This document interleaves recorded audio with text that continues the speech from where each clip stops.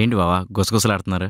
గుసగుసలు కాదు, సమానత్వం గురించి డిస్కస్ చేస్తున్నాం. ఓహో ఓకే. సరే తమ్ముడు, నువ్వు వెళ్ళి ఫ్రెష్ అవ్వు, నేను నీకు వడ్డిస్తాను. సరే అక్క.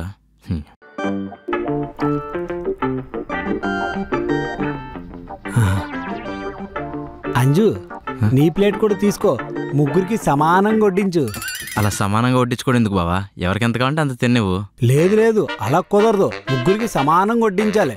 ఒక్క మెతుకు తేడా వచ్చినా నాకు మెంటలు వచ్చేస్తుంది. సరే సరే, నేను వడ్డించుకుంటాను.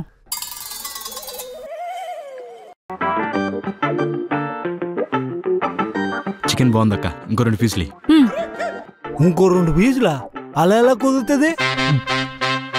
నీకో 2 పీసులు వేస్తే మా ఇద్దరు కూడా 2 పీసులు వేయాలా, లేకపోతే సమానత్వం పోద్ది. తిండి దగ్గర సమానత్వం ఏంటండి? మీ బావ ఏదో సరదాగా అంటున్నాడు, నువ్వు తిను. నేను సరదాగా అనట్లేదు, సమానత్వం కోసం అంటున్నా. ఓ పని చేయి, కావాలంటే నీ ప్లేట్లో 2 పీసులు తీసి వాడి ప్లేట్లో వేసుకో. ఆడికి ఎన్ని వేస్తున్నావు నాకు కూడా సమానంగా పీసులు వేయాలా, సరేనా?